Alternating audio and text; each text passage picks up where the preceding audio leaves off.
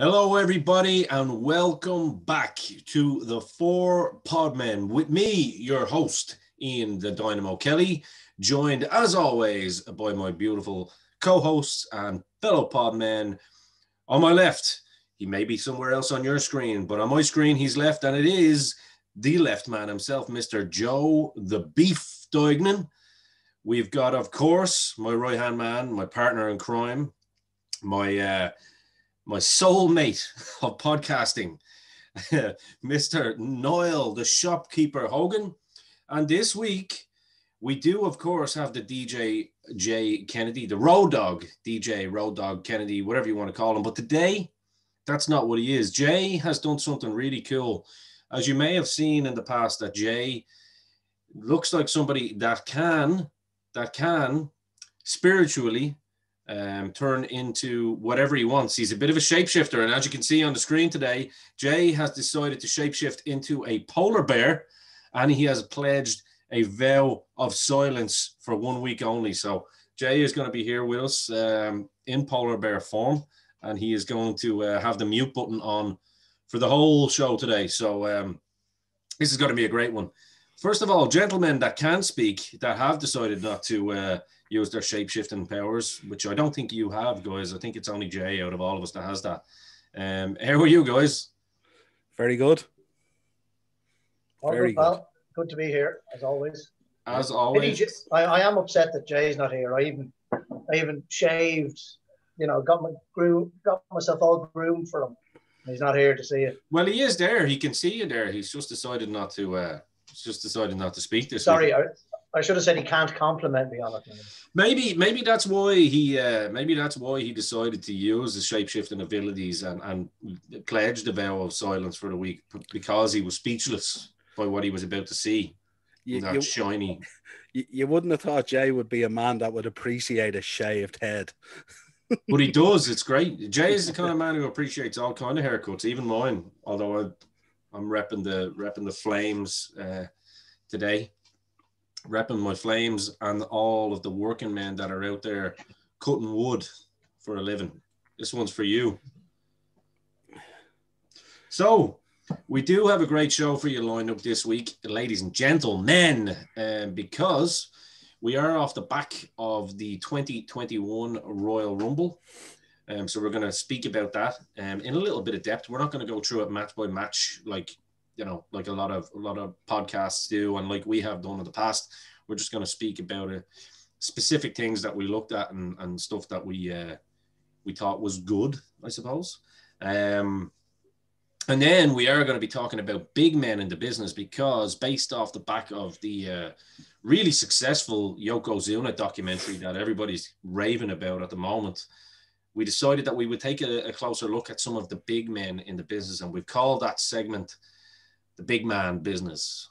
It's really creative. And so, yeah, first and foremost, guys, how have you been? It's another week of lockdown over here, but it's another busy week in the world of the Dynamo Podcast Network, which is, of course, as always, bringing you this wonderful show with the Four Podmen, one silent one.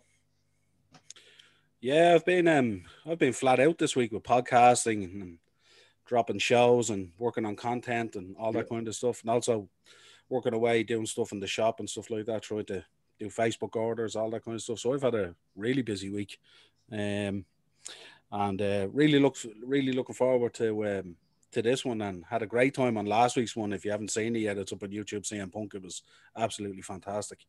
So really looking forward to this one. Yeah, me too, Joe.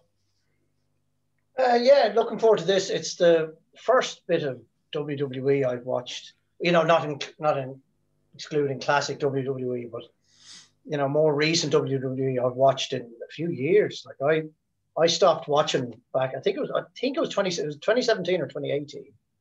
I stopped watching. I'll talk about that later on, because it actually coincides with some of the stuff I want to talk about with this Rumble. But so yeah, it was good to actually sit down and have a look at a lot of these wrestlers that I haven't seen before. To be honest, I know I've heard of them, but I haven't actually seen a lot of them perform. So it was good to actually sit down and do that. Yeah, cool. And obviously some tragic news today there, Niall. Yeah, we got news today that we lost Butch Reed today. Absolutely stellar performer back in the day for me when I was young anyway, and he was in Slick Stable and stuff like that as the natural Butch Reed, people would remember.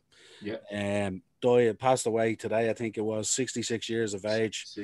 Had a couple of heart attacks this month or in January after Christmas or whatever it was, and obviously didn't go too well and never came back out of it. So rest in peace, Butch Reed. Another loss. Innovator in the African American community, especially in the wrestling world. Definitely one of those guys early on that was an innovator. Just looked like $1 million as well. So from us at the Four Podmen and the Dynamo Podcast Network, we definitely send our condolences to all the friends and family of the natural Butch Reed. Also want to give a shout out to someone that made an appearance back early on in Dynamo's dozen, Paul Canaville, the first ever black player to play for Chelsea, who's actually in hospital in critical condition at the moment. He was meant to be coming on the podcast hopefully soon as well. So we thoughts and prayers with the family there as well, and hopefully he pulls through that as well. So absolutely. Get all the bad news out of the way to start the show. I know it's never fun, but we got to be respectful to these people and show that we care. But we will move on to the 2021 Royal Rumble, which was in Tampa, Florida, wasn't it this year? No, it was in Tampa.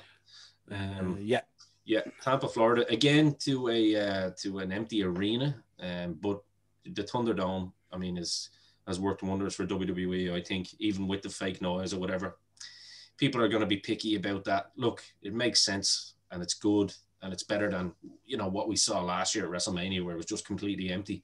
It adds a bit of atmosphere, and you generally forget that it's an empty arena. So, really good work there from WWE from a production standpoint as well. Joe, you mentioned there that it was your first time watching in years. What do you think of the kind of setup and how they've kind of dealt with the COVID situation and kind of made it work for them? Yeah, well, as you said, it's my first time actually sitting down and I've seen pictures of Thunderdome and clips of it. But, I think it... Did I do a Hulk Hogan and call it Superdome? No, you called it Thunderdome. Did I? Okay.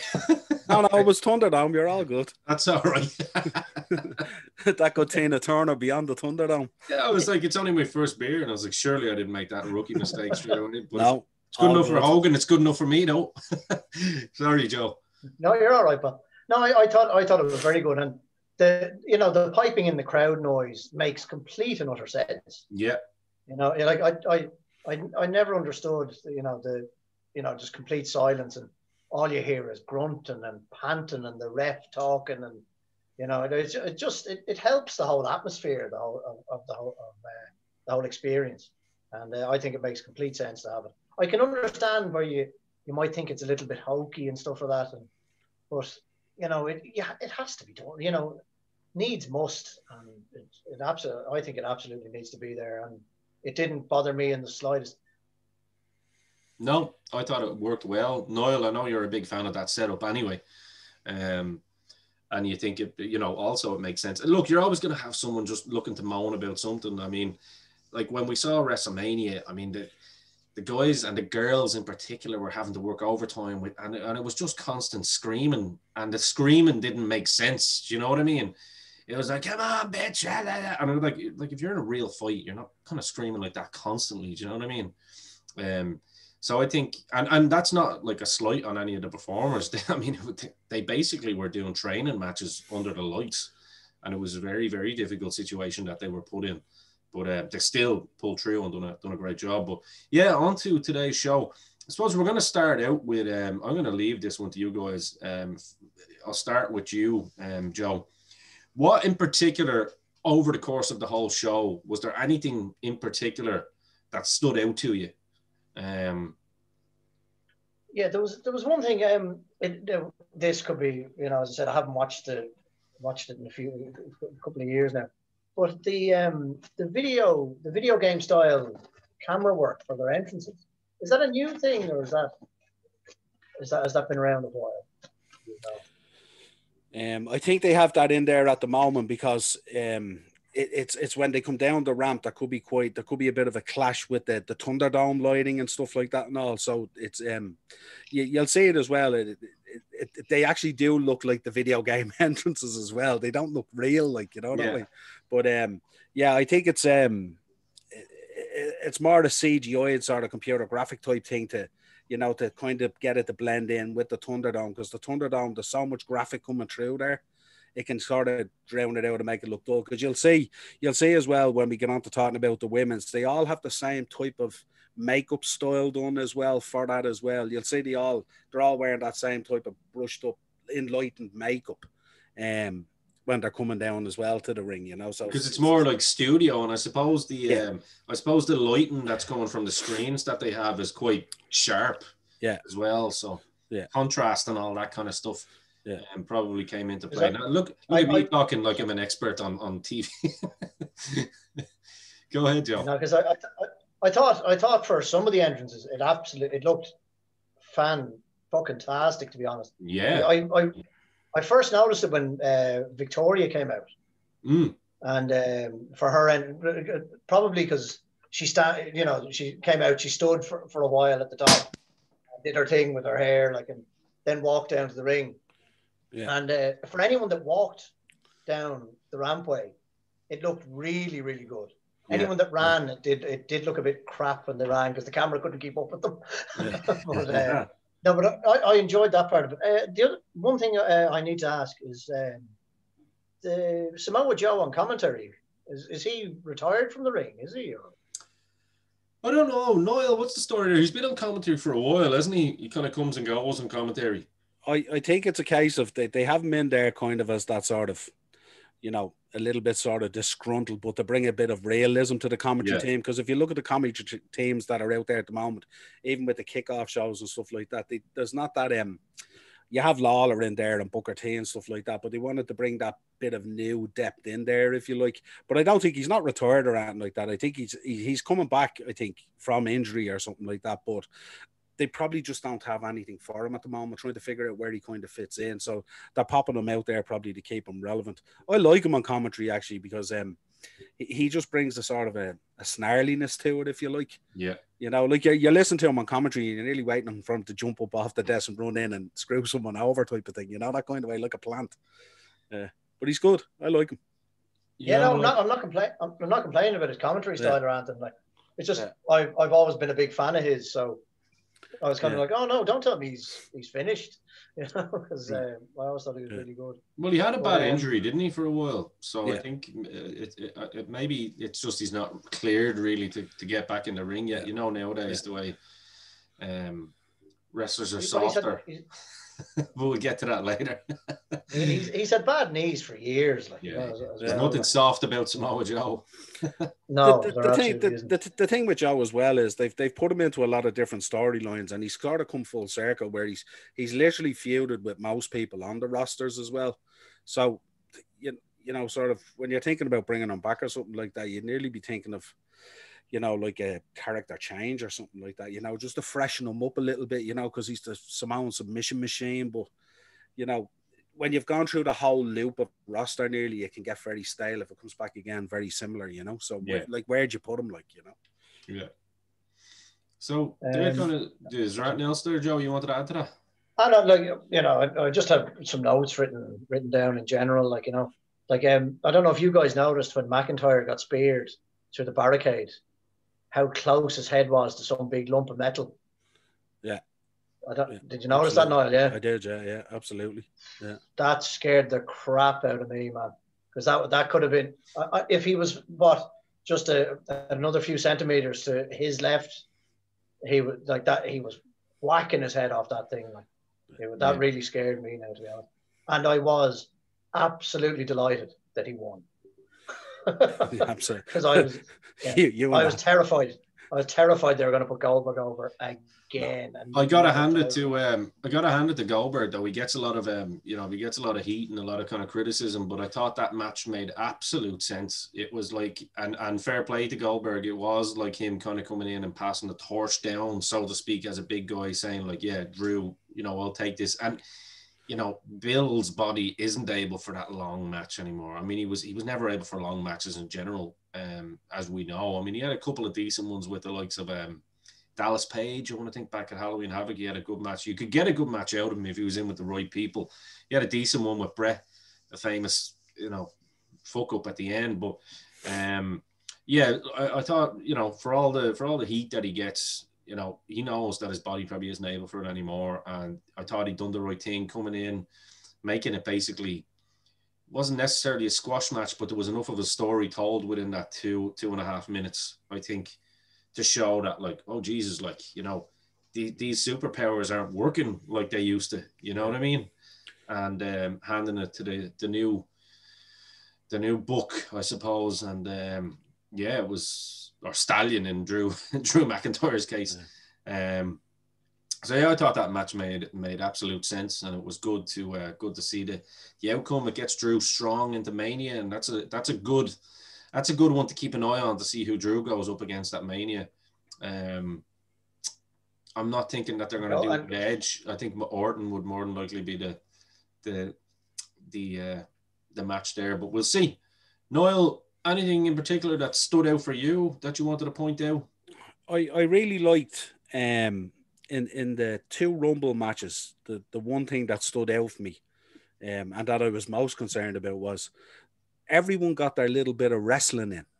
Yeah. And I really, really enjoyed that, because, you know, everyone who participated in both Rumbles, I think they came out of it really, really well. And I think it added to their, you know, to their stock, if you like, you know what I mean? Whereas before, you know, you'd have like, you know, guys in there and they'd eliminate 10 guys, just throwing them out like they're nothing.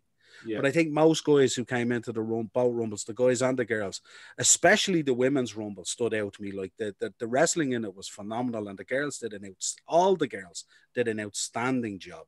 You know what I mean? And I mean, we'll talk in depth in a bit about the ones that stood out and stuff like that and all. You know?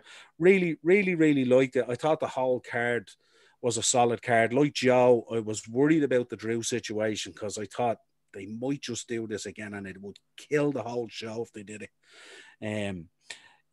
You know, Goldberg going over in that match would have killed the pay-per-view dead, regardless of the other matches, you know. It would have been the same thing. Yeah. To speak on last week, that happened with CM Punk with The Rock.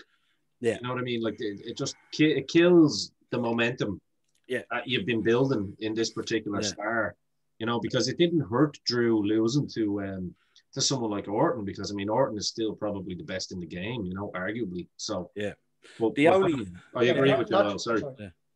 I thought Sasha was outstanding as always. I mean, she's getting better, isn't she? She's just an absolute star. She has everything. She's one of those looks, Joe. Remember when she came out, when you were talking about that sort of gameplay? When she came out as well, it looked like you were watching one of the 2K entrances. And I also seen it with Roman Reigns. When Roman came down, because he was so slow and methodical, it looked like the entrance off one of the games as well. Yeah. But absolutely, I mean, from top to bottom, I just thought it was an outstanding Rumble, and I thought it was a real positive way to kick off the road to WrestleMania, if you like. I just thought, compared to other years where it's kind of flip-flopped and let us down a little bit, it was a long one as well. The only thing I noticed was, you know, there's obviously no room for it now with two Rumble matches, obviously, but there was no tag title matches for the men's, and I don't think there wasn't an IC match either. Sure, there wasn't.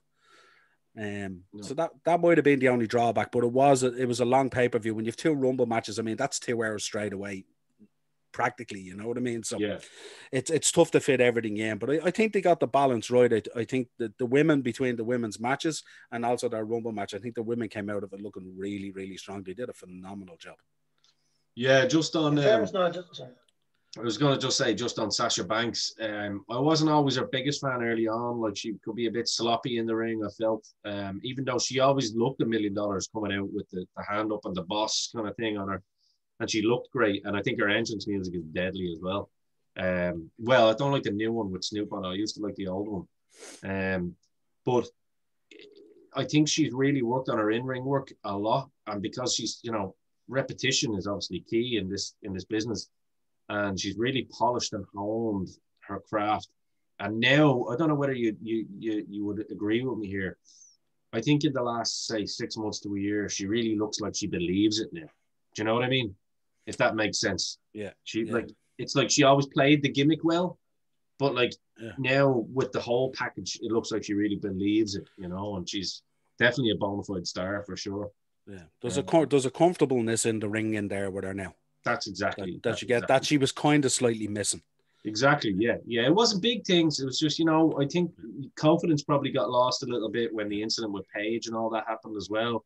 You know, these girls, you know, unless you're Nia Jax or someone like that, they don't want to hurt people. You know what I mean? Yeah. I think the program with Bailey made a huge difference. Yeah, that's when she really stepped up. Yeah, because Bailey is. I mean, Bailey is pretty awesome as well. What would you say then in terms of that was my next because you kind of answered. I was going to say like you impressed and whatnot, but we kind of talked on that, and we can get into that in more detail when we get into the matches themselves. What did you think was the best match? What were you most entertained by? Noel, you've already kind of mentioned that you think the women's rumble was probably your favorite part of the show. What about you, Joe? Are you the same or? I'm the same. The women's rumble I thought was brilliant. The only criticism I have of that women's rumble was that they brought out the 24/7 bollocks into it. I thought they could have left that out, and that match was pretty much perfect. That was the only thing. Like as soon as I heard R-Truth's music, I went, "Oh, you're joking! Why would you do it when you have a really good rumble match going? Why would you throw this nonsense into the middle of it?" Yeah. And that's the only criticism I have of that match. I thought it was bloody brilliant. I really enjoyed it from start to finish. Yeah, and Billy Kay acting the maggot outside of her 8x10s and all this crack, trying to find a partner to go in with her. I just enjoyed that match, as I said, from start to finish. I thought it was fantastic. And the only criticism I have is when the lads got involved, because I thought it was stupid and took away from it. I really enjoyed when the veterans went in, Victoria, Mickey James and Tori and all, because normally they would go in as a kind of a token gesture and probably go very quick, but they stayed in there for a while and they got their stuff in as well, which I thought was really, really cool as well. So they felt a part of the actual Rumble and a part of the roster, as opposed to being, well, let's fling in a couple of the legends in there type of thing for the sake to pad out the 30, if you like. So I thought that was really cool. The only one thing in it I was disappointed was I was hoping Alexa would get to do her turn, but she was cut off short and eliminated. That was the only thing. But apart from that, I thought the women were just outstanding. Everyone got their bid in and everyone looked really strong in the match. And I just thought it was brilliant. Even the stuff with Charlotte and all. Charlotte was fantastic in the match as well, you know. For me, the likes of Rhea was incredible. Bianca was incredible, but they were all incredible. But they were the ones that kind of stuck out. I just thought, for me, that to me, like, apart from the R-Truth stuff, as you said, was a 5-star match. It's as good a Rumble as you're going to watch, to be honest. Really, really good. Am I the only one that loves Shayna Baszler? I love Shayna. Do you know? She was my pick. I actually picked her to win the Rumble. I just, you know, she's more like, I mean, Ronda Rousey done great in the space of time that she was there. And Ronda Rousey is a huge fucking star, like one of the biggest stars in sports, you know, ever, certainly of the modern era anyway.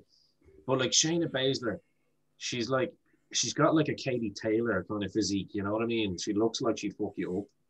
Obviously Ronda did as well, but you could tell that Ronda was like trained really quickly. Do you know what I mean?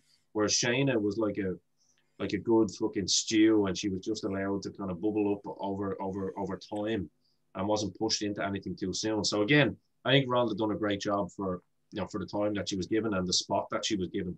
She's had some quality matches. But I think with Shayna Baszler, you believe everything about her. Like when she walks to the ring, like, you know, it's not even like real masculine around it. It's she's still feminine in a sense, but like I don't know, there's just something about her. There's an aura, I think, when she's in the ring. She presents herself like she's in a legitimate fight, and all of her shit looks legitimate. You know what I mean? There's nothing. No, I wouldn't say it all looks legitimate. The punches that her and Nia Jax threw at each other, that exchange was horrible. Yeah, but that's in a Rumble match. I'm saying generally her matches that she's having, generally her matches all look pretty legit. Yeah. She should have punched Nia Jax for real, to be fair. just giving her a taste of her own medicine. Let's be real here. I think we're all in the same boat when we talk about Nia Jax, aren't we? She definitely needs, and I don't like criticizing people on the show, especially in the modern era, but how many times, I mean, does she have to actually break someone's neck or kill someone before? And I mean, obviously, the girl doesn't think she's doing that wrong. So that's on a lot of these trainers and coaches as well. Surely, like, she's got to be kind of reprimanded or something. But anyway, look, we digress. I think obviously here in the news as well that Vinnie Mac wasn't actually backstage at this show as well. So he didn't actually put the show together. There's a lot to be said in that too, isn't there? With how well the Rumbles were put together and stuff like that, you know. But I don't know whether I believe that. I mean, there's no way. Just because Vinny wasn't there doesn't mean that he wasn't in the headset from somewhere. Like, you know what I mean? I think that's a couple of rags and online rags kind of trying to put some smoke where there is no fire. To be fair. Yeah, without a doubt. I mean, with the technology they have now, Vince McMahon doesn't need to be in the arena to be hounding people or whatever, or putting it through or making calls on it and stuff like that. You know, as you said, that's just internet nonsense, really. Yeah, know? Vince could be guaranteed. Vince could be. Remember that? What was it? That was that film called 24 or 27 meters down or something where they're stuck underneath with the sharks. Yeah. Vinnie Mac could be in that situation and he'd still be on the blower to Bruce Pritchard and go, "Get that fucker out." Although I would say there could be an element of truth to it if Goldberg didn't go over. Just saying. Well, maybe he was asleep for that match. Maybe they said, right, Vince is out of town. We've got a 2-minute window. Boom. Maybe he thought they were having a 3-hour kickoff show. Yeah. We'll keep him for Saudi Arabia. Yeah. Go ahead. Another thing I noticed about, you know, where Niall brought it up earlier about the lack of matches, you know, title matches. Like, you had the 2 world title matches and then the Royal Rumbles. Isn't that it? I think that was it, wasn't it? 2 Rumbles and the 2 world title matches.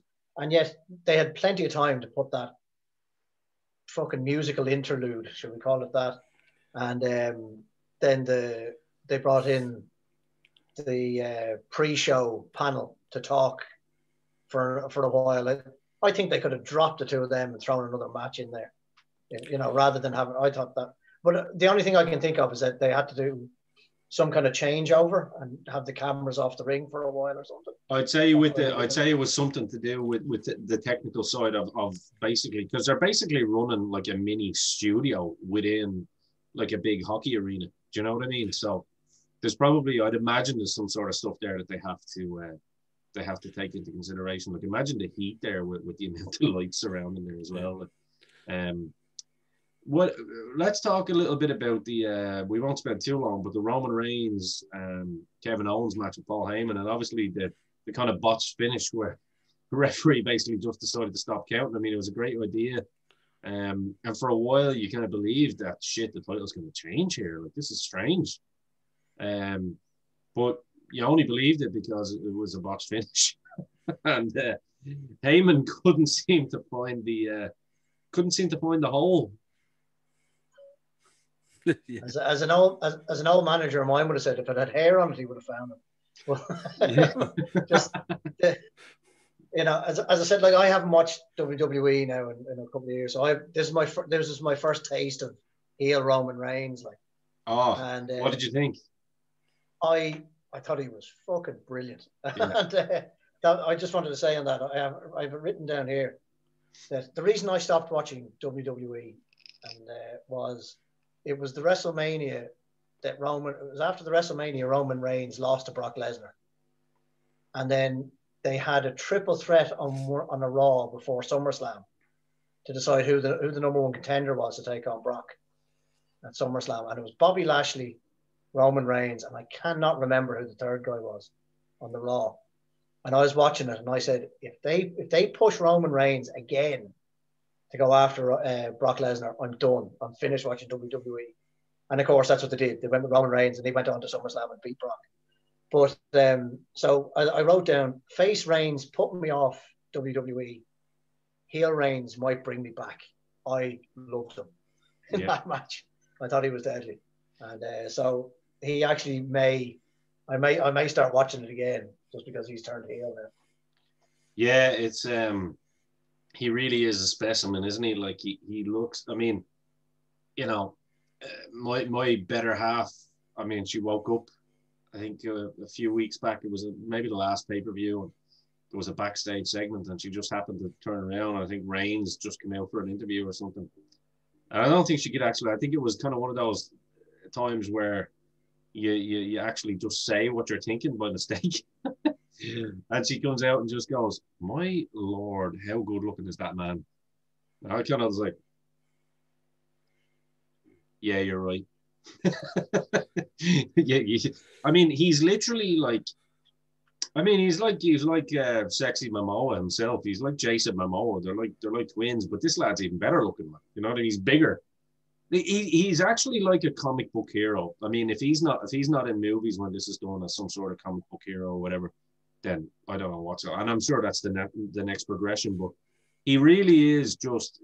It's like somebody designed him, isn't it, on a computer game or something? Like, I don't know. You got like Ed McGuinness, one of the great artists, and said, "Draw me a superhero like from Samoa, fucking long hair, good looking guy, or whatever."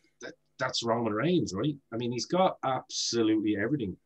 Noel, you and me have been very loyal to Roman Reigns over the years, and we think we're probably two of the only people that have, even when everyone turned on him. You know, we probably both agree that they were pushing him in the wrong way, in the sense that he probably should have turned heel before. But at the same time, dude, talk about a man who perseveres. Like Cena version 2, right? In that sense, just doesn't let that get to him, keeps going through all the bullshit.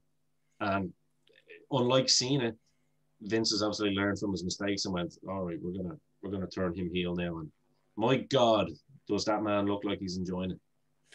Yeah, well, I think it's, you know, when you look at Roman Reigns, like he's had to deal with all that kind of, you know, the rock rub crap that came through all the time, you know what I mean? And Yeah. no one would ever justify him as being legit in his position or something like that, you know what I mean? And then you got to remember when they broke up the Shield, he was kind of in the shadow of the two boys as well, trying to find himself, like, because obviously Rollins was shot to the moon. And then obviously Dean Ambrose switched brands, I think, and became a bona fide star, I think, on SmackDown. Rollins was on Raw, I think. And sort of Reigns was this sort of forgotten child, if you like, you know what I mean? Yeah.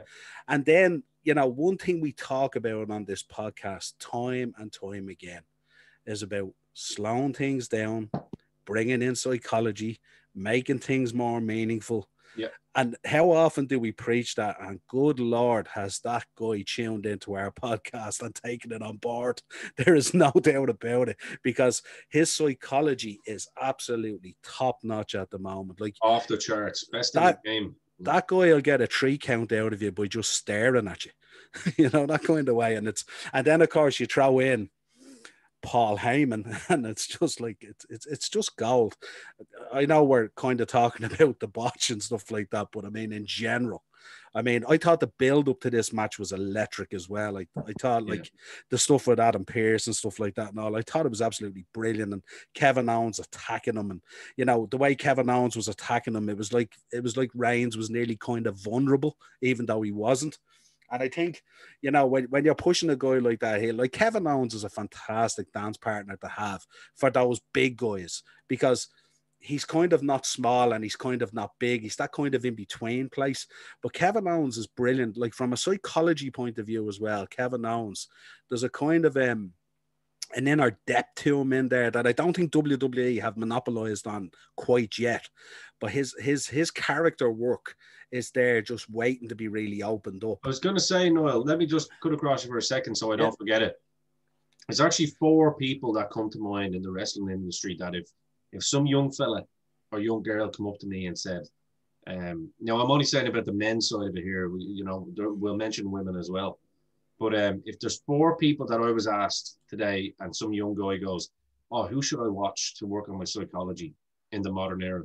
There's 4 people I would say, and it would be Roman Reigns, would be Randy Orton, would be Finn Balor, and it would be Kevin Owens. They're 4 people that I think stand head and shoulders above everyone when it comes to psychology. You know, some people are probably going, "Oh, Finn Balor? Yeah, watch his NXT stuff. It's very simple." You know, and it's what you're saying, Noel. It's the little details that people don't think about. It's the facial expressions, the look, the way they walk to the ring, the way they carry themselves. You know what I mean? Yeah. And I think Orton and Reigns are very similar in that sense at the moment.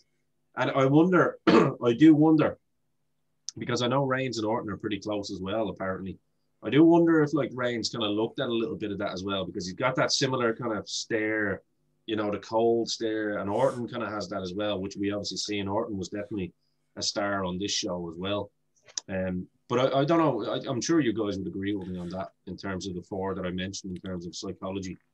Well, I'd also include Cody Rhodes in there. Well, I would put Cody in there as well, but like sometimes with what Cody has to work with, no offense to any of the guys in AEW because there's none meant. I'm just saying he's working with a lot of guys that are coming from the indie scene and they're kind of learning as they go in terms of television psychology, because we all know television psychology. You know, working on the indies or working on the small time is completely different than working on the national broadcasters or the big networks. So there's a lot of guys there, you know, including Kenny Omega and all, that need to work on that side of their stuff. Do you know what I mean? To work on their facials and stuff. And that'll probably come to Kenny as well now that he's heel. But I would agree, Cody as well. I would definitely throw Cody in there. But I mean, just in WWE, they would be, I think in girls, with the girls, I would be looking at people like definitely Charlotte Flair without a shadow of a doubt. I think Shayna Baszler, definitely her psychology in terms of facials and stuff like that. Definitely, I think Sasha Banks improved it. And I think in terms of in-ring psychology, Bayley, you know, without a shadow of a doubt. I mean, you know, that ass isn't just there to look good. she can move. You know what I mean? So yeah, sorry, Noel. I just wanted to throw that in because it was a really good point that you brought up when you were talking about that. Yeah, but I also the one thing, you know, the one thing I always talk to fans about and people online and stuff like that is like the build up to a match is so vitally important, and the match then is just the payoff. But I thought that using that card subject to change, I thought was absolutely golden. That's old school, isn't it? Yeah, because that whole thing, that's a real bone of contention with fans, because, you know, even when you buy a ticket for a house show and you think this is the card you're getting, and then all of a sudden you get like, you know, you get Sunday Night Heat. You know what I mean? Like, and you don't get the card you want. It's like when it's like when certain local promoters over here, you know, without mentioning names, used to do things like that. You know, they'd have like a certain star on their poster, on their flyer. You were like, shit, is he gonna be there? And then you get there and it's like, it's Billy Tobin from fucking Wales in the main event, and you're like, who the fuck is that guy? Do you know what I mean? There is no Billy Tobin, so nobody can be offended at because I haven't called anyone out. Unless there is a Billy Tobin wrestling. If you are wrestling somewhere, Billy, hit us up. Hit us up. I got your back. I didn't mean to call you out. I wish you nothing but love and success. Yeah, but I thought it was brilliant in the way that Adam Pearce played the card. So Adam Pearce pulled out like 4 kings, and then Heyman came down and pulled out 4 aces by reversing the whole thing. And I just thought it was absolutely brilliant. Yeah, well, it's just those little, and it's such a small thing, but little, so vitally important. Very, very small. But like, I mean, and as you said, card subject to change. I mean, you're going back to the fucking 50s right there with that shit. You know what I mean? And stuff that they used to pull. You know, well, we may not see Bruiser Brody tonight. You know, we're still waiting on an update, and you're like, sure. And that's the payoff. You know what I mean? Yeah.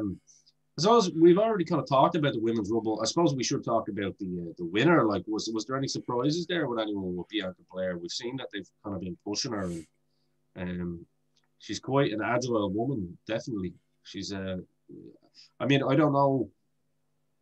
Does anyone think it's too soon for her? Would they have preferred someone else, or do you think it was right on the money? I was delighted to see. I was actually delighted to see her and Rhea Ripley come down to the final two. Yeah. Rhea Ripley is just taking her. She's basically Charlotte. Look, taking nothing away from Charlotte. Charlotte is phenomenal, but it was just great to see that they were like, you know, we trust the two of you to finish this out. Yeah, and it just made sense that, you know, to show, look, we don't always have to rely on old reliable. We do have trust in these other superstars. And I thought didn't need it, like, yeah. Yeah, except Charlotte's had everything under the sun. She beat Asuka. She had I'm trying to think of all the other things she did. She beat Asuka Becky as well, yeah. You know what I mean? And she had that back and forth with Sasha for a while, which was phenomenal too. Like, you know, Charlotte didn't need it, but she played her part perfectly. Like, I thought she was amazing in that Rumble. But I just thought it was brilliant to see Ripley and Belair left to the last two, because it really was kind of like, Jesus, which one of these two are they strapping a rocket to? And I think they made the right choice with Belair, to be honest. Yeah, absolutely. Like, what people forget is these girls have put in a phenomenal amount of work down in NXT and stuff like that and all, you know what I mean? So, like, there's mileage on the card there, you know. They've put it in, you know. They've put the hard work in, and they are. You can see. You do eventually have to push the button on and go, these are superstars. About time we just let them off the hook and let them go, let them do their thing, you know what I mean? And become those next tier of superstars, you know what I mean? It would have been very easy the other night to put Charlotte as the winner in there, because she'd gotten screwed in the tag belts, you know what I mean? And the way that she had lost and stuff like that, then the Rumble might have been the payoff for the tag match or something like that, you know? And people would have looked at that and go, well, yeah, that could kind of make sense as well. But in terms of that new talent in there, you know, it's dismissive to call them new, because they're not new. They've put in a lot of work. Yeah. So I had no problem with it at all. I had no problem if either girl had won. As a matter of fact, when I was looking at it at the time, I was thinking, you know, based on the other episodes we had talking about where we had like double winners and stuff like that, I probably wouldn't have been too upset if we had a double winner. You know what I mean? Like those two girls, you know what I mean? Yeah. And it could have lent itself maybe to you know, a very good triple threat match, maybe at WrestleMania. You know, I know the purists will say, oh, there always has to be a winner. But I thought, like, you know, that could have been one day where both girls went out, and I would have went, okay, that still makes sense to me. Well, I'm a purist, and I would have been happy if they went back to that 1994 finish with Lex and Brett. Like, I think that would have been that's a great show. Yeah. No, 10 out of 10 to the women. Getting on to the men's one, there was some nice surprises. Obviously, Edge comes out at number 1, and you're thinking, interesting. I'll be honest with you, lads, and I'm not just saying this, because I did eventually watch it live, even though I was up early the next day. I couldn't sleep. It must have been just Rumble fever. I don't know, but I couldn't sleep, and I woke up about 2 a.m, and I turned it on just in time to see the heavyweight title match. So I seen that, and then I seen the main event, and then obviously went back and watched the women's and all. But good Lord, like straight away when I saw Edge come out, I was like, he's winning. He's definitely winning. Like, I was like, they're gonna go Michaels 96 and 97 here on this one, or 95 and 96. And I'm not. It was just a feeling, you know what I mean? You know, sometimes when you have that inkling, you're like, if I was a betting man online, I'd probably throw a tenner on this now, because obviously the bookie's favorite was Daniel Bryan, and that's the kind of narrative that most people had set for themselves. But I just kind of went, I don't know, this Edge thing might have wheels. Now, the closer, and that was just more, like, as soon as I saw Daniel Bryan go out, I was like, it's Edge. Or, in fairness, when Orton went back, I was like, it could be Orton. That was the only time I went, right, Orton's going to come in like a fucking slime ball Steve Austin in 97 when he threw Brett over. Remember? When he was eliminated, he threw Brett, and we're like, what the fuck? I was like, that's exactly what's going to happen now. So initially, I was like, it's Edge. So I'll be honest with you. I have to tell the truth. As soon as I saw Orton standing behind, I was like, that's it. And I'm not going to lie. You guys know I love Edge, but Orton is very, very close. When Orton retires, that next week's show that we have on our Mount Rushmore will likely be subject to change when Orton goes. And, you know, it was even hard to keep him out now, but because Orton's got another couple of title runs in him anyway, let's be real. But I think you see where I'm coming from, don't you? Because it was just so, you're like, he's gone back. He's not out of this match because technically he hasn't. Because you're thinking with the brain, it's like you said, Niall. The way this business works is they try to swerve you because they want to work the fans in a good way, because that's what you want to be. And it's a little detail. If a star had actually physically hurt themselves and weren't able to continue, obviously it would have been mentioned, okay, Randy Rhodes has pulled himself out of the Royal Rumble officially. was no official announcement about it. They were just kind of going, well, you know, Orton's technically not out, but he's in no way or shape, you know, he's in no shape to compete. And I'd say a lot of people probably did buy that, and that's good. But you were like, listen, this storyline with Edge and Orton, what more can Edge do to this man? He's going to come and screw him for his fucking title opportunity. But then it was just, and it was done so quick, wasn't it? I liked the way there wasn't a big, long exchange between the two. It was just literally, no, flip reverse, boom, you're out. And lads, we talk about psychology, Niall, you talked about it earlier. Orton's face when he's sitting on the outside, it was like a look of shock, disappointment, and then kind of like, you son of a gun. Yeah, what just happened? Yeah. What just happened? And like all those emotions within one face, it was like, but he also had that look of like, you son of a bitch, you got me. Almost like he was kind of clapping him. You know what I mean? Like, yeah. I think Orton's probably the only person, one of the only people that can do that with his, you know, with his look. But yeah, I mean, you also called him Randy Rhodes. You called him Randy Rhodes at one stage as well there during your talk. Randy Rhodes? Are you sure? Did you notice that, Niall? Did you? I didn't know, because I wouldn't point out any faults of the host. I'm a professional podcaster. Well, it's all good. Well, who knows? But let's call him Randy Rhodes. He's the best of both worlds. I think people are going to listen to this now and go home, Joe, you're drunk, when they listen back to this. I'm telling you, you called him Randy Rhodes at one stage. I tell you what I did love. I loved the whole Christian thing. I thought it sat really well, and I thought it was a really nice, you know, one of those really nice nostalgia moments. Did you lads have a feeling that would happen? Did you? Yeah, me too. Yeah, I definitely thought you know what I mean. Like these guys, when you talk about lads being brothers on the road, these guys really are brothers. You know what I mean? Dude, Edge or Christian needs to come back for like a little bit of a run. I mean, the shape he was in as well? Good Lord, that lad looked brilliant. Between the two of them, and you know what? If ever you're going to get a grown man to kind of have a little bit of a tear of like, that was the moment, wasn't it? Yeah, I got very emotional. So I did. Yeah. You know, but like, you know, I'm a big Christian fan anyway. Like, so when I saw him come out, and then the two lads. Like, just the way Edge was looking at him. Niall's off already, look. Niall's going. We bring all the emotions here on the Four Podmen. Now, Niall, you better stop soon or you'll get me going as the host, and we don't know that. I have a persona to keep up here. You know, if I was booking it now, you know what I mean? I mean, if Christian doesn't have the intention, you know, to come back maybe for a shorter run, you know, I'd book those two guys on a program where, you know, they go into a career match at Mania, and the two boys main event Mania and a career match or something like that, and maybe Edge is the man to retire them, you know, that kind of. No, do you know what I'd have eventually when the time is right?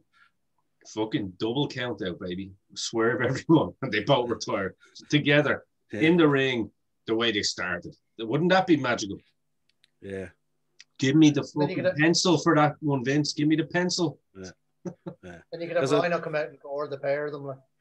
Rhino, he's gone. Because you know something. The three of them used to tour together. I know, but I really I really like Christian as well as a heel. You know, when he's doing all that goofy heel stuff, I love that stuff. That's comedy gold to me. You know what I mean? And it's you know, because he's playing the heel as well. You're searching for the badness in what he's doing, and you're thinking the guy's just having so much fun. You know what I mean? Christian and Jericho used to have some really good stuff together too. They always played off each other really well. You know, especially when Christian had the long hair, like you could tell that they were boys. You know what I mean? But even when he was with Tomko, like it was just golden. You know what I mean? That guy. Remember he was getting sick in the toilet. Remember he's like, oh, I gotta go. And Foley's the commissioner, and they're just like looking at him.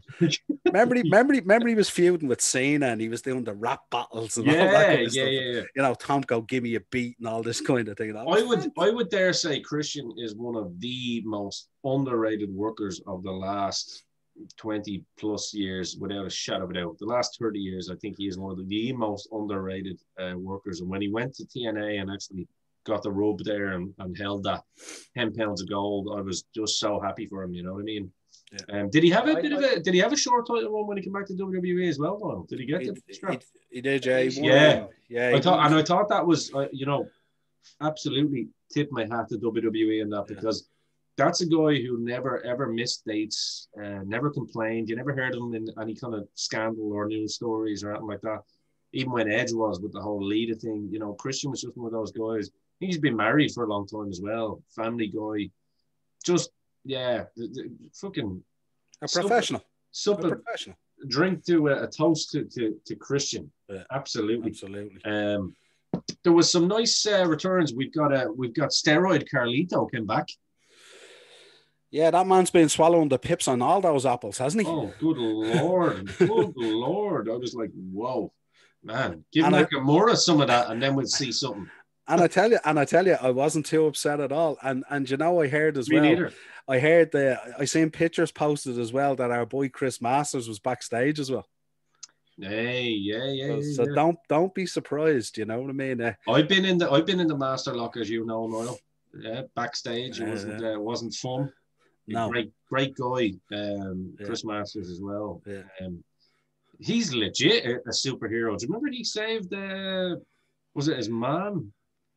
When her house was on fire or something, he pulled, like, literally, he had fucking superhero strength. He lifted something like a fucking pushed over a tree or something like that. Something mental. Yeah. He ran into the house and saved her, didn't he? He was driving home and the house was on fire and he didn't realize it was his mum's or something like that. Yeah, and the firemen were all around it and all, and he just basically kicked the door and went in and got it. Yeah, incredible, and such a sound guy. Like, really nice. I've had a lot of interaction with Chris Masters, and he's just a hell of a dude. And you know something, I kind of liked the goofiness of the two of them in a tag team as well. Yeah, I think it was great, man. I was always a big fan of Carlito. I think he had he definitely had his place in it. And I mean, I think WWE would be mad not to bring those two guys back anyway. I mean, I think Carlito's done. They brought him in, I think, for 3 weeks to see how it goes. But I think they've actually offered him a contract, from what I heard.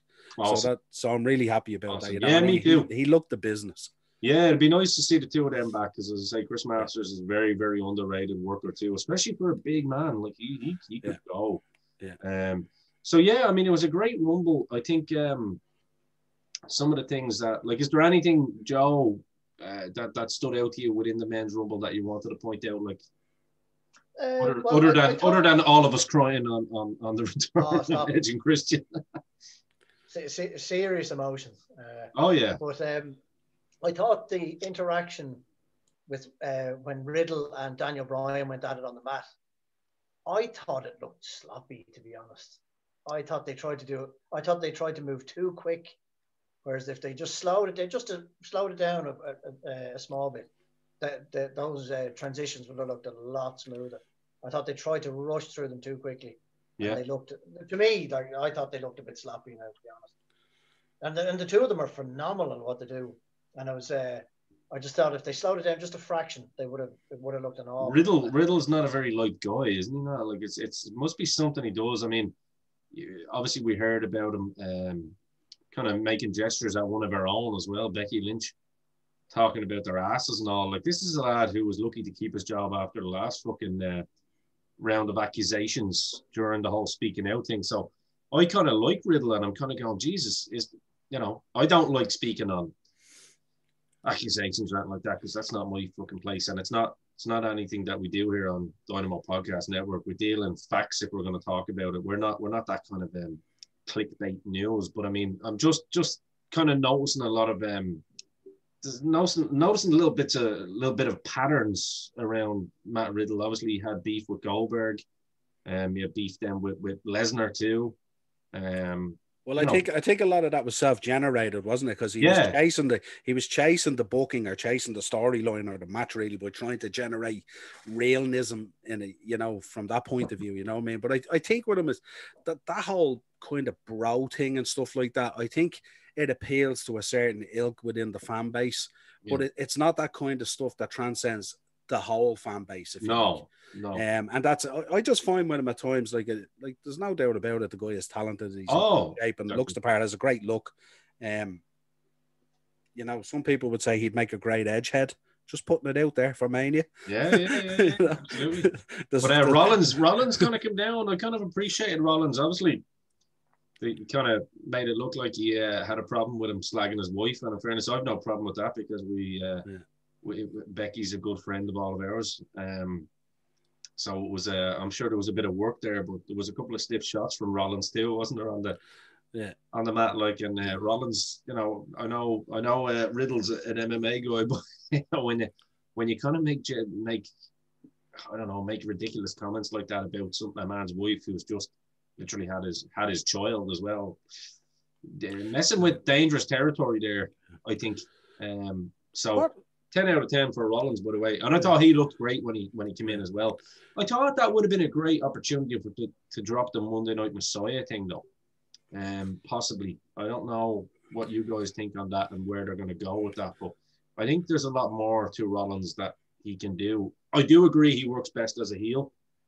I do think, remember early on, his promos could ramble on a little bit. They're a little bit too, because he's kind of a one-tone guy. He's a really good promo, but he's a bit of a one-tone guy. So I think when you've got that where you're constantly speaking like that, and you don't kind of drop and drop, drop the exactly. I think the quick fucking to the point promos are best for people like that because they can deliver it more impactful, I think. But I'm a big fan of Rollins, as you know, and I think he can only get better as well. But it was good to see him back. But it was good to see him in the Rumble. What is your feelings on Daniel Bryan? I was a huge Daniel Bryan fan, and I loved him in Ring of Honor, and I loved him when he was down in developmental, and I loved him when he came up onto the roster and stuff like that. But the more I look at it now at the moment, and I don't want to do the man a disservice. I don't like his hair anyway. Can I say that? Has the ship sailed in terms of the top echelon? Oh yeah. Hasn't that? That's a question for you. I don't know, but I'm just, I wouldn't have been very comfortable with Daniel Bryan being in the main event of WrestleMania again. No. It just wouldn't sit right with me. No. I just don't think it's... Because, do you know what? It wouldn't be organic. And Joe, feel free to chime in on this. When the Daniel Bryan 316 thing happened, that was following on from CM Punk. And people needed a CM Punk because they wanted CM Punk, if you get me. So Daniel Bryan was the people, like... You what? A person of the people. Yeah, exactly. He was the next kind of underdog who'd come from that Ring of Honor style and come from the indies, wrestling and fucking, school halls and all that stuff. So he was... Like, people were pissed at CM Punk, so people and CM Punk had kind of championed Daniel Bryan as well, didn't he, on the podcasts and all that, and especially the Colt Cabana one. And I think he got a little bit of the rub from that. And I mean, my God, when you saw him at the top of that cage that time, and he was like, yes, with the whole Wyatt thing. I mean, that was as big a pop you got since Punk and Austin even. So I think Noel, like the Rey Mysterio thing as well, I think a lot of these guys, the smaller guys, they get their run at the top like that, and then they go, because like not everyone can be CM Punk. CM Punk is the type of guy, we talked about him last week, where he's got a million different gimmicks, but he's still the same guy, which is really hard to do. It's not like CM Punk is now going to be, like we talked about the Monday Night Messiah, that had kind of been done with Punk, with like shaving the head and basically getting them all to be in his little cult, but it was still CM Punk. Yeah. Like it's not a different character. It's essentially the same man. His brand was on it. It was the Straight Edge Society. Absolutely. It was just the extension of his brand, really. Absolutely. I mean, I think with Daniel Bryan, I think he's had his run. And plus, this whole fresh fucking hipster haircut look for him and all, I don't think works for him. Daniel Bryan was that young fucking hobbit-looking fella, messy, big beard. That's what really got people, even with the shaving head, I don't think it worked for him when he came back. You know what I mean? I think that was his look. That was his that was his appeal. Now, don't get me wrong, I'm still a major mark for Daniel Bryan. I just think his run at the tippy top, I can't really see how you would justify Daniel Bryan beating someone like a Drew McIntyre at this moment, or beating, even a Roman Reigns at this moment. I would dare say I would make an argument that like Finn Balor all round is probably hotter than him at the moment as well. Still, do you know what I mean? Even if you were to put him up to the main event tomorrow, I think he would have more stock and more believability if that were the case. And I know I'm biased in that sense, but I'm sure what I'm saying will make sense to people in what I'm talking about, because he's obviously had the title for so long and it's been such a good run against different types of opponents. I just think I'm glad to see Daniel Bryan back, fulfill his dream of returning, and he gets to leave on his own terms. That's really what I think Daniel Bryan is all about. I don't think he cares about that either.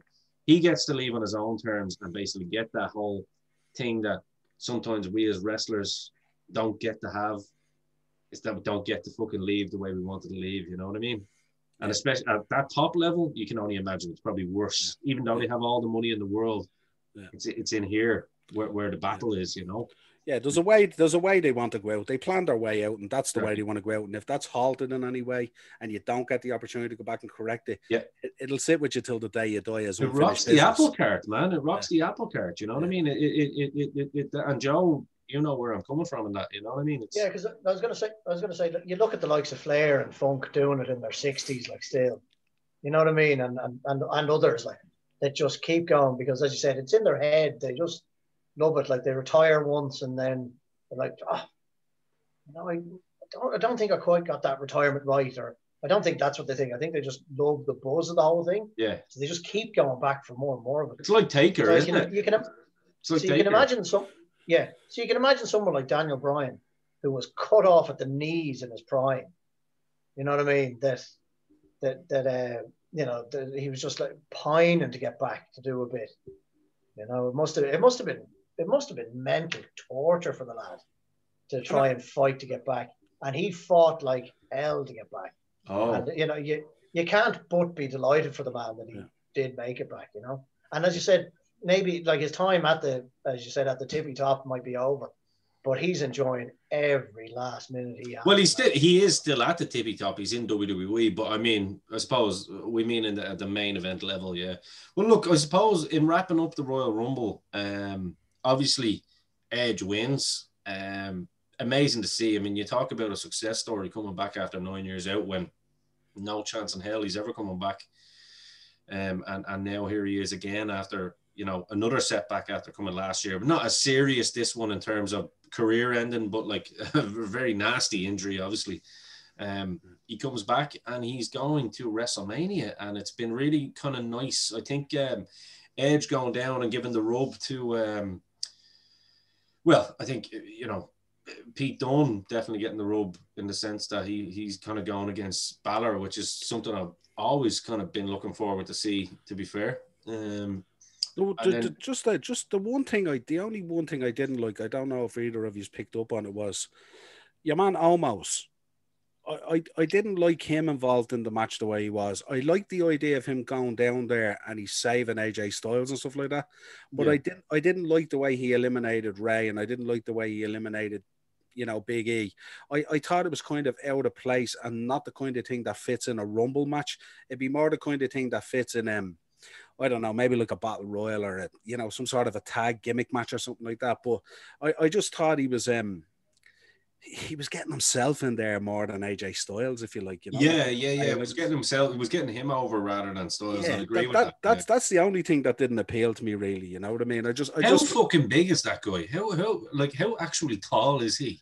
He's a monster. Good Lord, his head nearly comes over the top rope. Like, I was like, good. I mean, on a show where we're going to be talking about big men. And I mean, I don't know, did you catch that picture the other day of those two lads that were pictured with Triple H, two Indian wrestlers? Yeah, the Indian guys. Good Lord. They're literally, they're the bottom of their chest, not even their nipple, the bottom of their chest is at Triple H's head. And Triple H legit is probably about 6'2" as well. Did you catch that picture, Joe?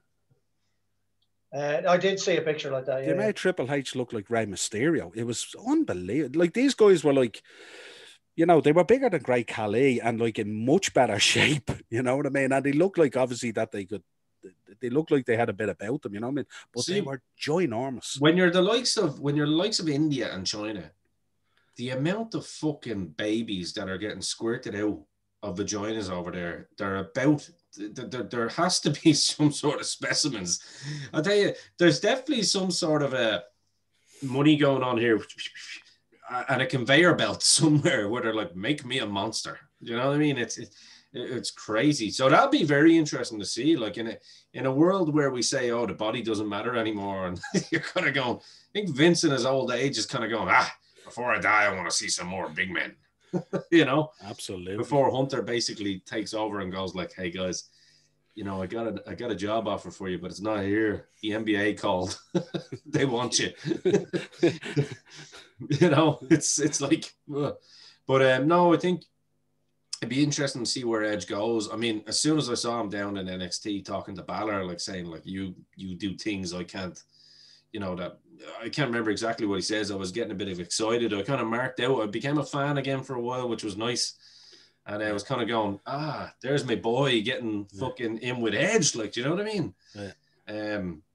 Really cool. And I mean, man, imagine that as a main. Like, imagine that, you know, Edge went for that one. Like, I mean, it would just like, it's something different. I like the idea. I know it's probably not going to happen, but I like the idea.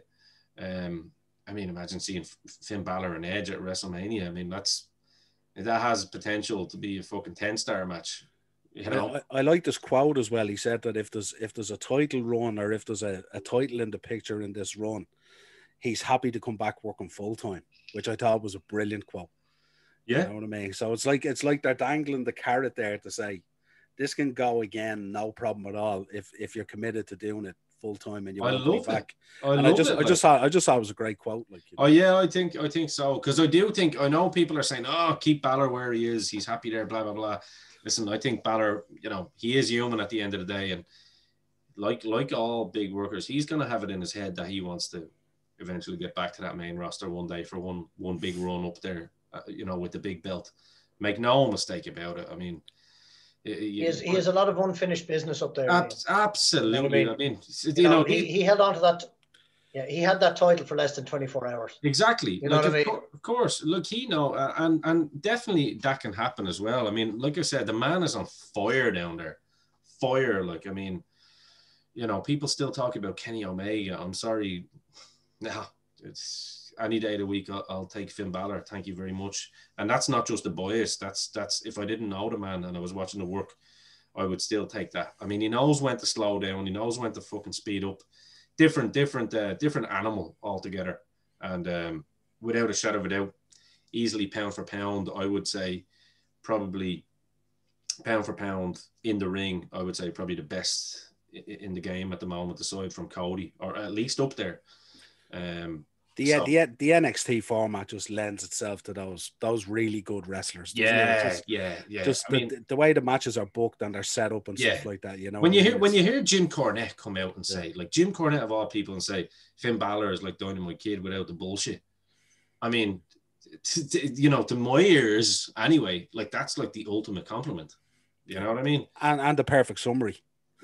Absolutely. So what we'll do is we'll take a little pause for the cause to steal a pun from a fellow podcaster, the one and only Stone Cold Steve Austin. We'll take a little break, and when we come back, we are going to talk about the big man business, because like we said, there's a lot of big men coming back into the fold here. Two of them have the title at the moment, but we're going to be talking about big men when we come back. And by the way, when we do come back, you won't even notice it because we don't have ads here on Dynamo Podcast Network. So welcome back to the Four Podmen, where we are going to spend a little bit of time talking about big man business. And when we think of big men, we think of some guys that are probably 6'2" and weigh 600 pounds. We think of guys that are 6'10" plus.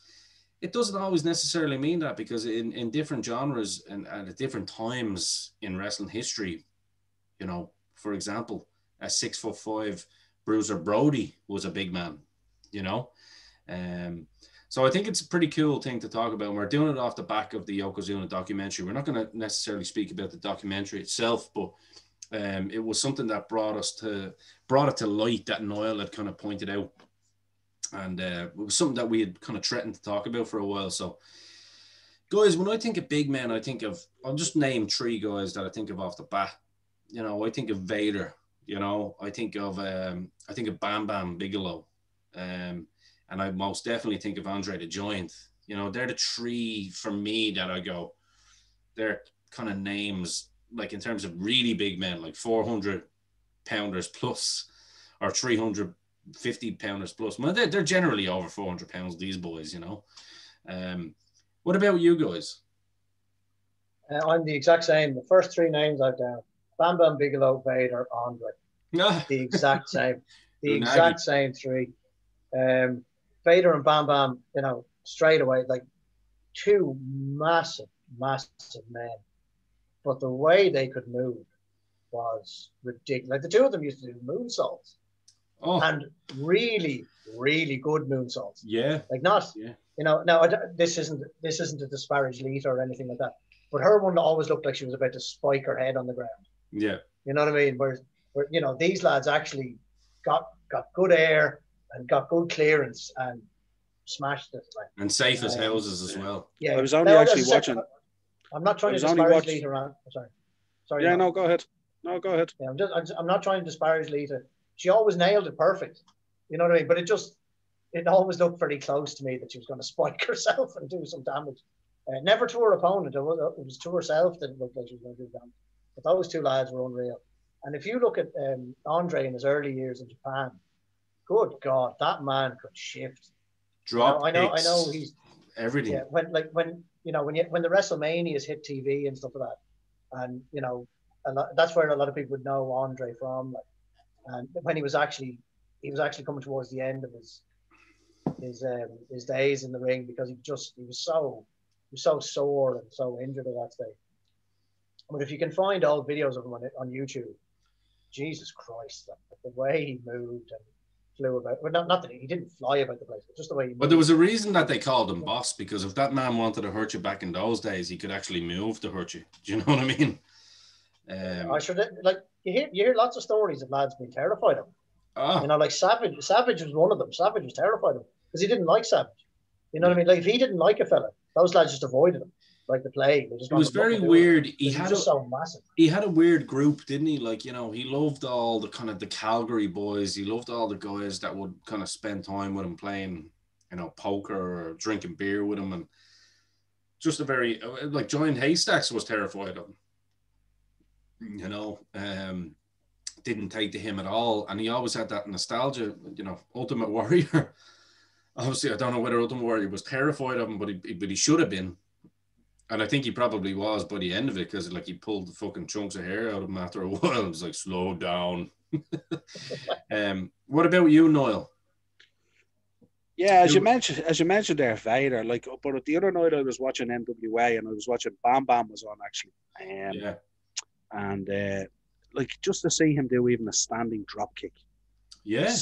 For a man of his size to be able to leap and do a standing drop kick, I thought was outstanding. Now, when we decided to do this, I went back and I looked at some really old stuff. And I know you mentioned Andre as well. I think Andre got on with those guys, and you were alluding to it as well. But I think he was always very appreciative as well of the bookings he got in the territories as well, and he was well looked after. And I think that's where, you know, Calgary would have been a good base for him there. He was always looked after up there. Yeah, because you knew Stu and Helen would kind of go, you're our guest, like whatever you want. Yeah. But the one thing about Andre as well is I think Andre, you know, everyone talks about Hogan and how it transcends the business and stuff like that. But Andre was a real superstar and transcended the business even before Hogan, when you think about it, because he was so recognizable, you know, between the hair and the size and everything else and all, you know what I mean? So he was one of those sort of superstars before things went into entertainment and stuff like that and all, you know. One guy I wanted to mention, I don't know whether he came up in any of your things and stuff like that. I went back a bit and I had a look at a couple of old matches. Ernie Ladd, the big cat, for me was massive, you know what I mean? Like a AFL background, you know, had super feuds with Bruno, Andre, Backlund, Morales, all these guys. Was a very, very good worker. And what most people wouldn't realise, he was the man who enshrined the count-out loss. Yeah. When you go back and you look at him and stuff, he made that really cool. Also a Hall of Famer and stuff like that as well. Yeah. I just think in terms of big men, one of the greatest talking voices. Yeah, but just a real good, solid worker for a huge man. You know what I mean? You know, I suppose we should bring up Kevin Nash as one of the big men as well. I know, Ian, you wanted this man included. What I would say, multiple-time champion, involved obviously in the Clique, and obviously one of the biggest factions ever in the business, the NWO, was a WWE champion. I would say, apart from all that, was forgettable as Diesel, was a disastrous booker. I would say he ruined Goldberg's run. And for me, in terms of being a politician, the one thing I can't forgive him for was ruining that whole summer of Punk. Yeah. And that for me was really like that was the living end really when I looked at that, you know what I mean? So that would be my quick summary there of Kevin Nash, again, another big man in the business, but just so much stuff that's forgettable that the other stuff really isn't that. Very, very, very toxic to the wrestling business as a whole. Like, fair enough. Kevin Nash was in business for himself, and he got his money out of it, but he was very, very toxic to locker rooms and, always starting fights between the guys that were lower than him as he looked, because he was the type, him and his little butt buddy, Scott Hall, like they looked at themselves as like, we're status guys, they're the lower guys, and Scott Hall can come out and be like, hey, I killed a guy in self-defense one time. But I mean, when it was put up to him many times from some of the smaller lads, they shut the fuck up. Yeah. Kevin Nash likes to tell how, the story of Piper basically getting the better of him didn't happen. I'm telling you here now, Piper took that lad down by those skinny little legs of his. Because let's be honest, Kevin Nash is an upper body guy. Piper would have fucking drilled him.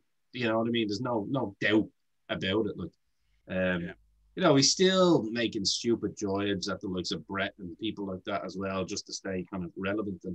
And look, I like the idea of Kevin Nash. I was a fan back in the day. I did like him in the NWO and all, and he definitely had his place. He served his purpose. I don't want it just to be a complete rip on him, but when you look back at the bigger picture, people like Kevin Nash and Scott Hall were kind of actually toxic, because, we like to have a running jibe about, Triple H and Shawn Michaels and the Clique. Triple H and Shawn Michaels actually contributed something to the wrestling business, and they both still are. Do you know what I mean? Yeah. And I would never throw someone like Scott Hall under the bus because of his alcohol problems and all. Look, that can happen to anybody. Do you know what I mean? That's not really that's not a route I would like to go down ever.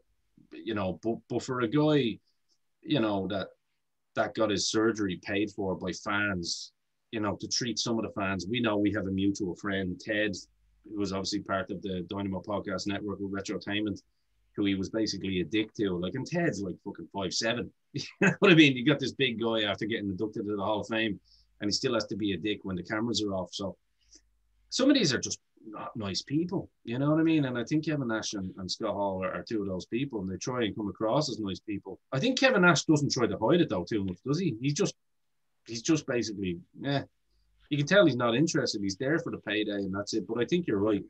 I suppose the only positive thing about him is he makes it very clear to you that he's there for the payday. He doesn't hide it. Well, that's what I appreciate that. Whereas I think the likes of Hall, who you could consider a big man, consider he was like 6'7" as well, and he was a big boy back in the day. Like he's more of a slime. You know what I mean? He's more of a slime ball in that sense. So no punches pulled on my end here on that one. I actually had Kevin Nash down on both lists as good and bad. Yeah, okay. You know what I mean? I had him down as a decent big man, but then I was thinking of lads that weren't great big men. And I was there, he has to be one of them as well. Like he did, as Niall alluded to, multiple time world champion. And on paper, definitely booking himself. And then, as you said, with the end of, found him, was there with the Outsiders and then the NWO. He had a massive impact on the business, and then you look at, as you said, his ability in the ring wasn't fantastic, and as you said, out for himself, to make a few quid. And definitely didn't love the business. Definitely didn't love the business. You know what I mean? Like you see the difference with Scott Hall, and I mean, I think Scott Hall, like he had potential to be a great wrestler. Like that's the difference. Scott Hall could work and had some great matches. Whereas I think with Nash, there's a difference. Like Nash was kind of one of those guys that he was around the Clique probably because he obviously positioned himself with these guys. You know what I mean? He was brought in by these guys, by Michaels or whatever. And when you look at what the contributions are to the wrestling business from Triple H and Shawn Michaels, there's no like, they actually care about the business. So much so that they didn't want them around when they came back during the summer of Punk and all as well. Because think about it, if they were really respected by their two best friends, they'd keep them around in a job backstage somewhere, right? I mean, that's because I know. Well, that alludes to your whole comment on the toxic side of things. Exactly. I mean? That's what I'm saying. Yeah. Look, me and Noel, we run a podcast network here. What was the first thing I tried to do was to get all my friends involved and see if it works, you know? And there's no toxicity in our network, thankfully. But if I thought, he's a really good friend of mine, but I think he'd probably bring some problems here, so we'll park that one. You know what I mean? And that's exactly what you've got with Kevin Nash and Scott Hall. I think Scott Hall's biggest demon is himself. And like I say, you don't really hear many people talk positively about Scott Hall other than Diamond Dallas Page, you know what I mean? But I mean, I think Diamond Dallas Page probably speaks positively about everybody. So that's a different story. But yeah, that's my 2 cents on what I think of Scott Hall and Kevin Nash from what I hear as human beings. But it's not like I'm just basing it off some sort of article. You're basing it off people's experiences with them, you know. And sorry, just to move, I assume we can move on. Yep. Right along, my friend.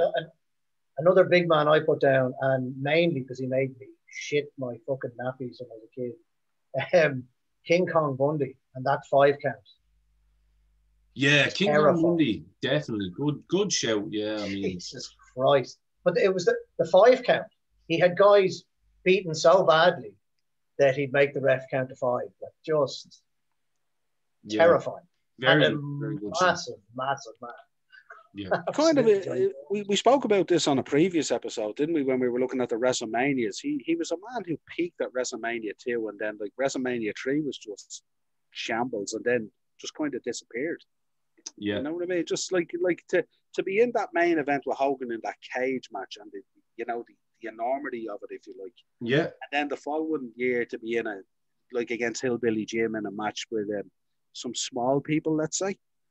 Like the number that he did on them, and then I don't remember a whole lot after that. He done territory stuff with the likes of USWA and all that as well. I know that off the top of my head. But then the only thing I think of note was when he came back in 1995 with $1 Million Man during the $1 Million Man stable of Tatanka, himself, and I think he had a couple of other people as well. Yeah. But yeah, like I mean, definitely kind of not utilized, I don't think, in the right way at all. Like, what about?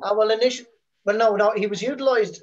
After that Hogan. For that Hogan rivalry was perfect when he used to put that big hand on the chest and hold the hand up with the 5 count. Like that was terrible. But I mean, if we have Silent J tonight, so we're okay on this. But I mean, we can say Hogan buried these lads all we want. I don't think that's the case. I think it's also down to the booker, like, you know what I mean? I mean, for every bad story you hear about Hulk Hogan, you have the likes of Honky Tonk Man who pulls no punches on anybody. That says, no, without Hogan, we were nothing. You know what I mean?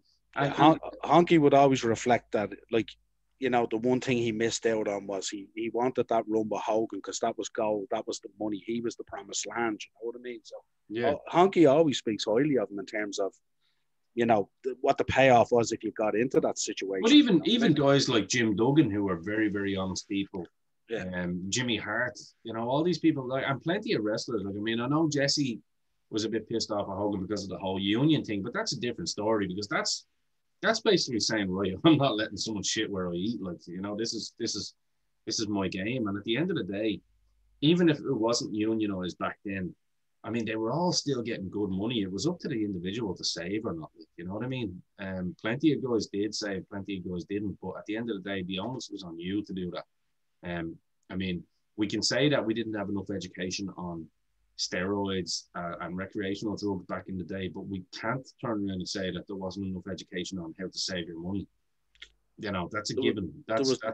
There was enough education floating around on common sense. Yes, exactly. And that's what I'm saying. Like, so I mean, to blame Hogan on all this shit, sorry, I'll tap out on that one.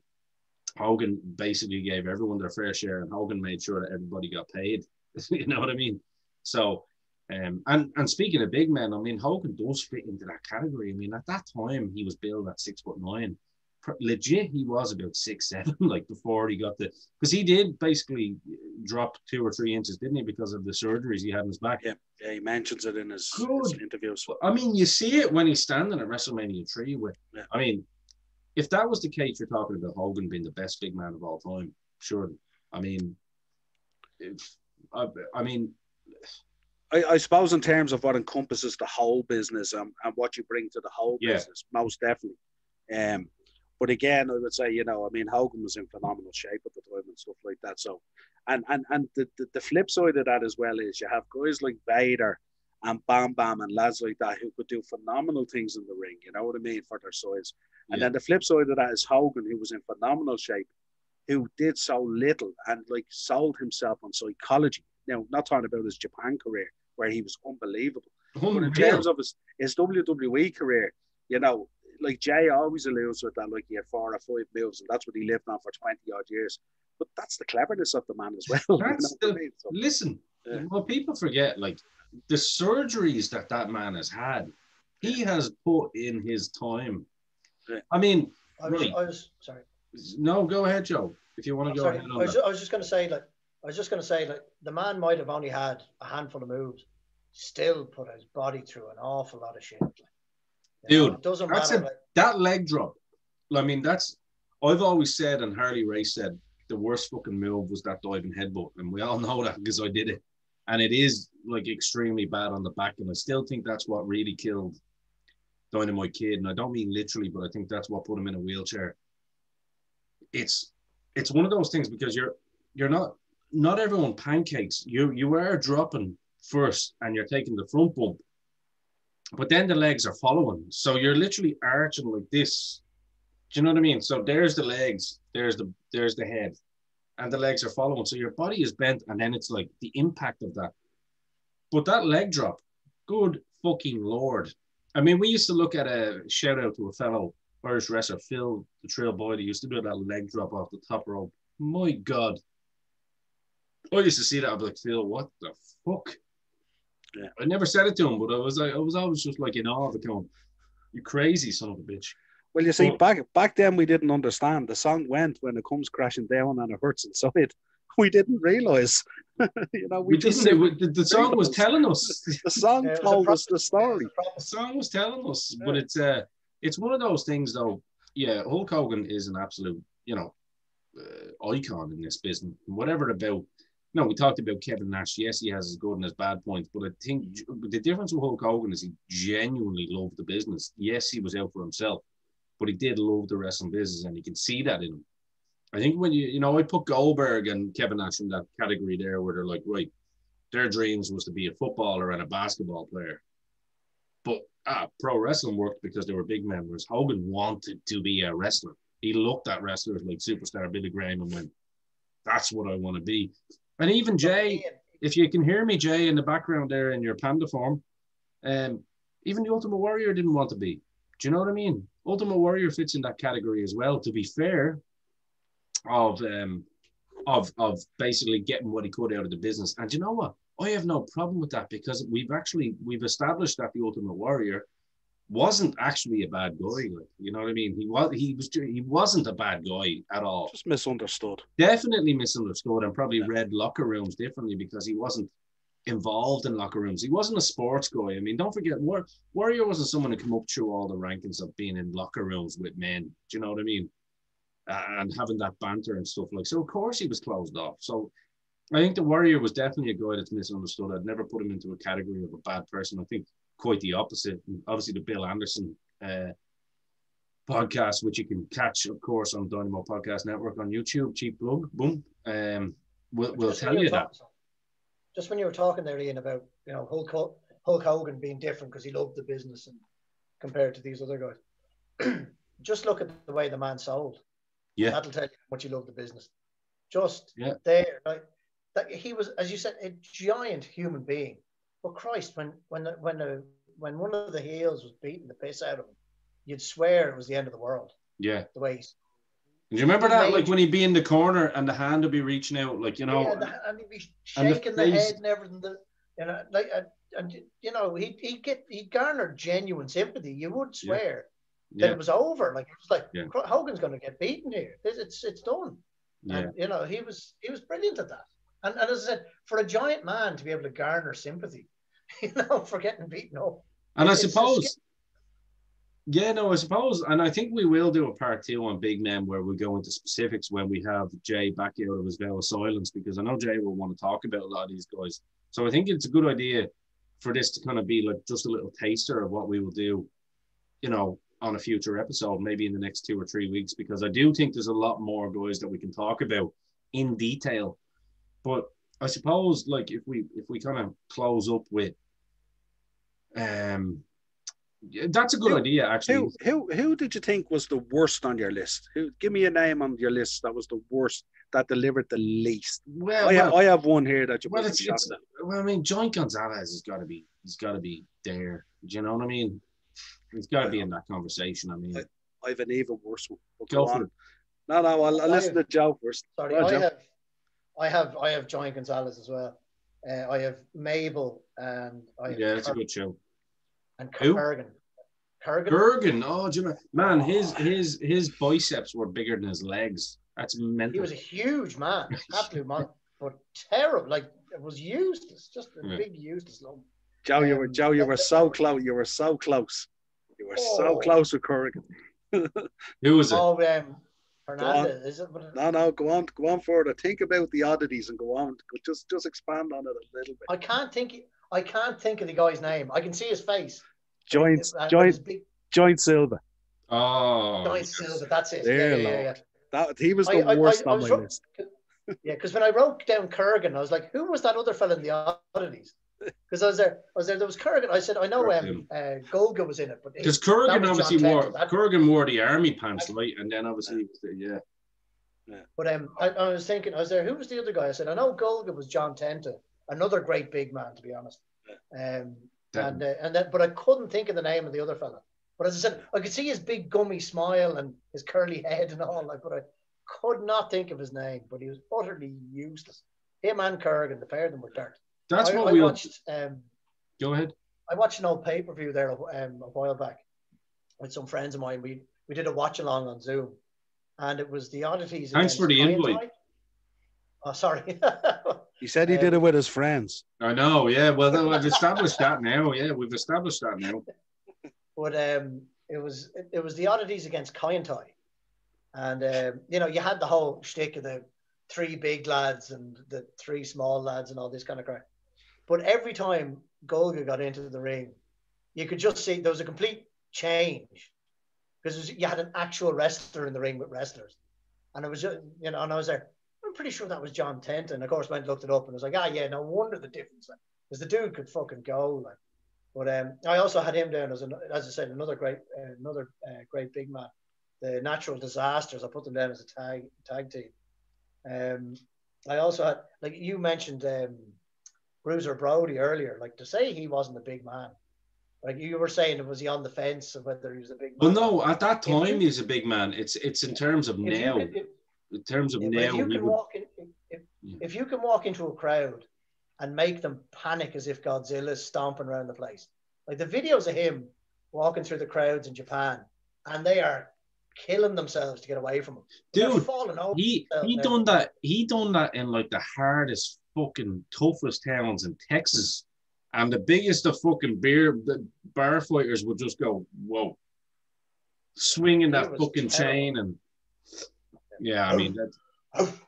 I believe, and Noel knows what I'm going to say here. I think Bruiser Brody, for me personally, is definitely top of the heap in terms of psychology. And I know people will call me a bit of a hypocrite that he could be unprofessional in the ring and stuff like that, but it's because he actually did love the business so much. You know what I mean? He would beat the shit out of you until you learned, and whether you chose to learn or not, that was up to you.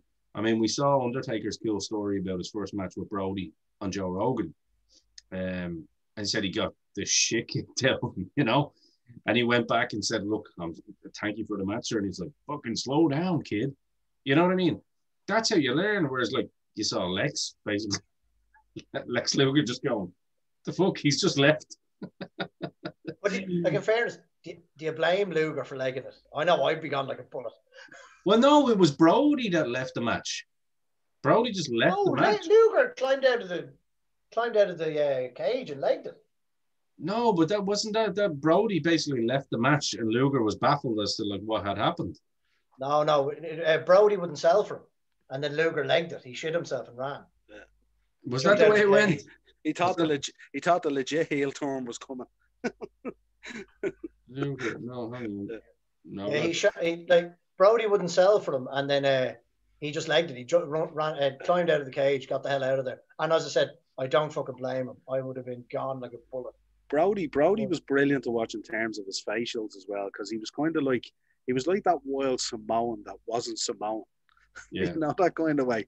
He had that sort of Samoan way about him in terms of his craziness in his face as well, you know. Brody was brilliant. Absolutely. I have another guy that actually made both my lists of good and bad, and it was the Big Show. Because depending on where he was with his weight troubles, he was either brilliant or he was crap.